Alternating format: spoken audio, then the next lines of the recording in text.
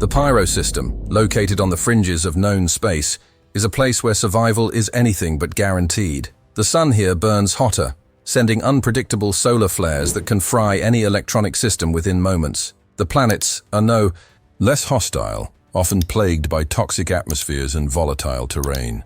It's a system where even the bravest or most desperate of settlers find themselves fighting not just against nature, but against time. Yet, despite these harsh conditions, Pyro remains a beacon for those seeking fortune or escape. Humanity's tendency to push boundaries has never been more evident than here in Pyro. While many systems have settled into comfortable life, Pyro is a reminder that sometimes survival isn't enough. The outlaw factions, the desperate miners, and the ambitious corporations all jostle for a foothold on this unforgiving frontier. It's not just a fight for resources, it's a fight for identity, a struggle for those who refuse to let their dreams be smothered by the harsh reality of space. Pyro is more than a system, it's a battleground, and every inch of ground holds the potential for power or ruin. Despite its dangers, Pyro attracts those who thrive in chaos, from the fire rats, who worship the volatile sun, to the ruthless gang factions like the Headhunters.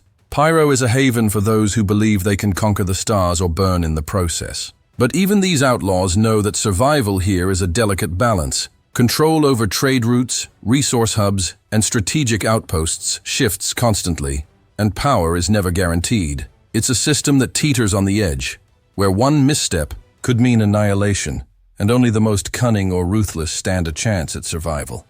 It was the year 2469 when the Pyro system was first discovered, and it was no accident. Tremont Neen, a businessman with more ambition than sense, saw opportunity where others saw nothing but danger. He founded Pyrotechnic Amalgamated with one goal: to extract the wealth hidden in Pyro's hostile embrace. The system, rich in resources yet untamed by modern civilization, presented a gold mine waiting to be tapped. Little did Neen know that his gamble would lead to both fortune and ruin. Pyrotechnic Amalgamated's rise was swift, driven by its cutting-edge mining technologies and the fierce determination of Neen's team. For years, the company was the only thing keeping Pyro from descending into total chaos. The system's wealth fueled the ambitions of many, and the profits were staggering. But no amount of money could tame the unpredictable forces of nature, or the volatile politics of a system that was, at its core, designed to break men down. The solar flares alone could destroy entire mining operations overnight,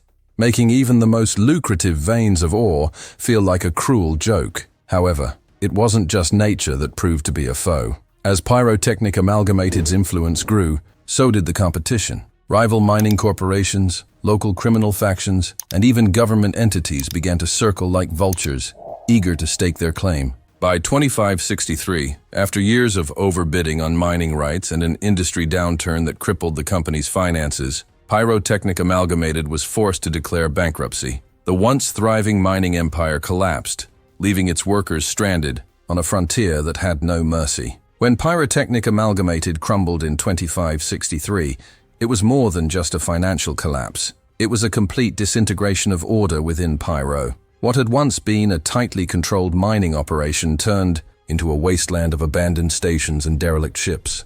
The workers, who had once relied on the company's resources for survival, were left to fend for themselves in a system that had no mercy for the weak. With no corporation to rein them in, many of these miners either perished or adapted, setting the stage for Pyro's transformation into a lawless, anarchic frontier. In the wake of the company's fall, Pyro descended into chaos. The vacuum left by Pyrotechnic Amalgamated was quickly filled by criminal factions, smugglers, and warlords, who saw opportunity in the system's lawlessness. Ruin Station, once a bustling hub of corporate activity, became a breeding ground for outlaws and black market traders. Without oversight, Pyro transformed into a playground for the desperate and the dangerous, where power was no longer measured by wealth, but by control over the few remaining resources and strategic locations.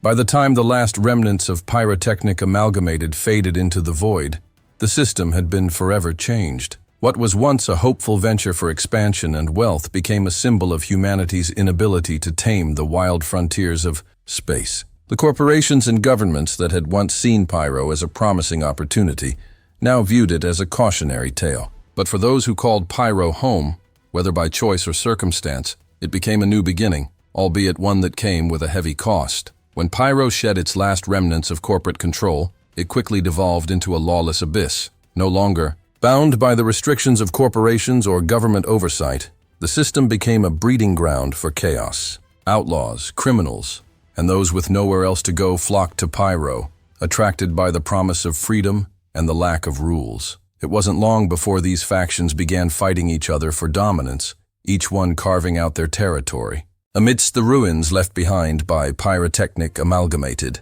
Ruin Station, once a corporate jewel, turned into the epicenter of Pyro's lawlessness. Smugglers, black market traders, and mercenary groups gathered there, all operating in the shadows of a system that seemed to forget any concept of morality. The station became the perfect hub for those wanting to trade in weapons, illegal resources, or anything else that could be smuggled past the system's sparse security. And while the gang wars and territorial skirmishes became more frequent, no faction could ever quite solidify its hold over the station for long. Pyro became a place where survival was measured not by wealth, but by ruthlessness. Outlaw gangs, such as the Headhunters, sought to dominate key trade routes, while others turned to piracy to expand their influence.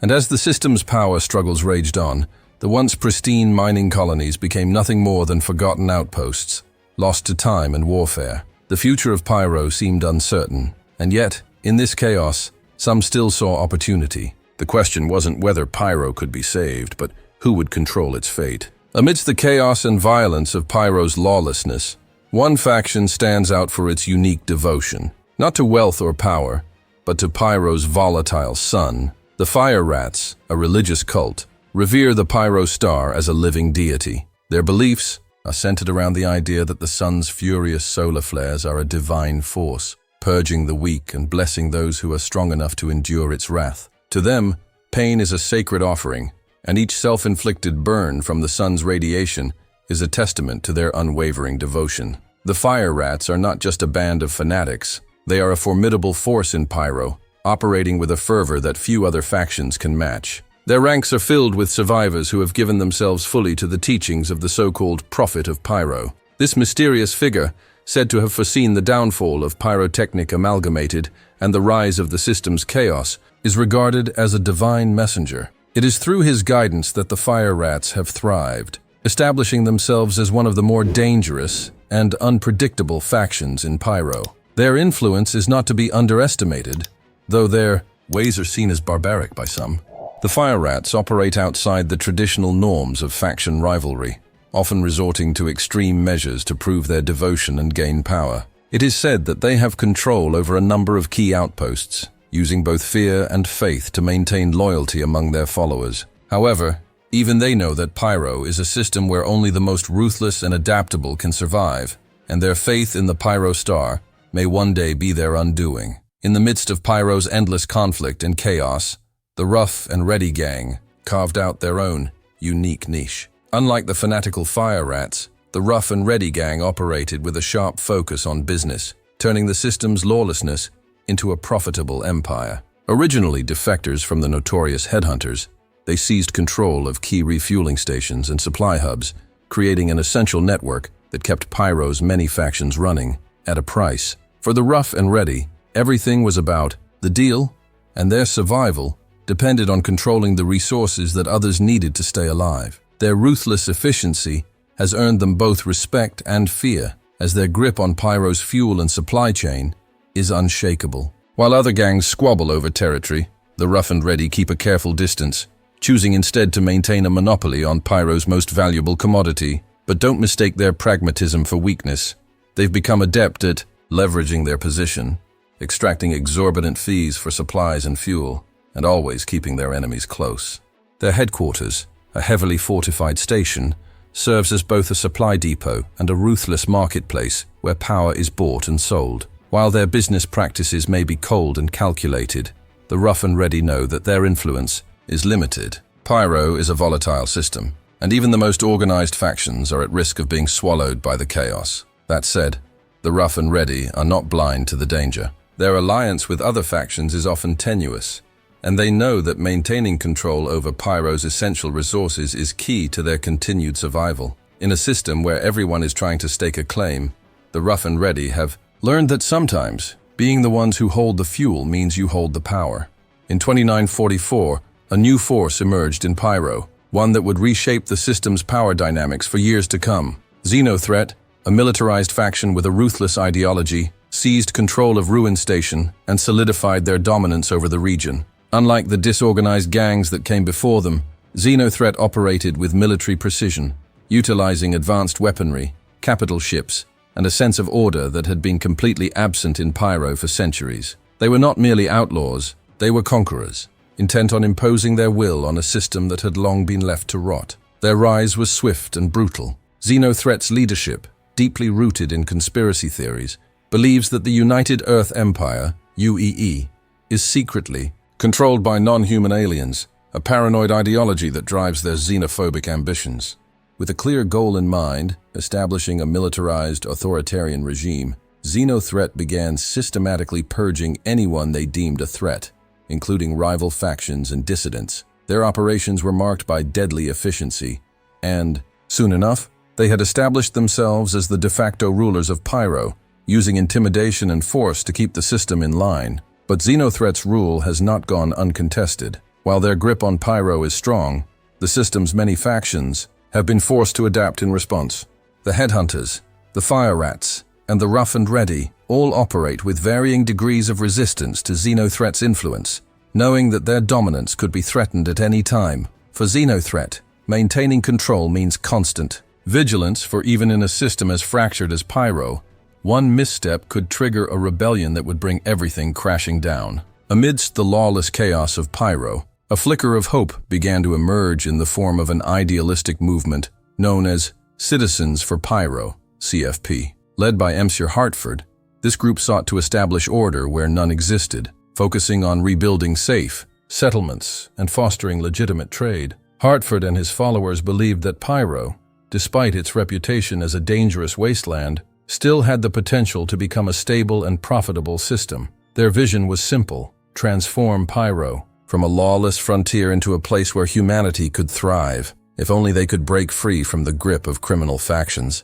The CFP's efforts, however, were met with constant resistance. The established power structures in Pyro, the Headhunters, the Fire Rats, and even the Rough and Ready, were unwilling to relinquish their control. The rise of Xenothreat in 2951 only intensified the struggle. Their violent invasion of the Stanton system showcased the growing threat that unchecked criminal activity posed to the stability of the region. For the CFP, it became clear that their mission was not just about creating safe settlements, it was about fighting for the very soul of Pyro. If they were to succeed, they would need to outmaneuver both the factions and the military might of Xenothreat. Despite these overwhelming odds, the CFP's movement continues to grow. They are slowly gaining support among settlers who long for a better life, but their path remains uncertain. They are fighting not just for survival, but for the chance to create a future in a system that has long been defined by exploitation and conflict.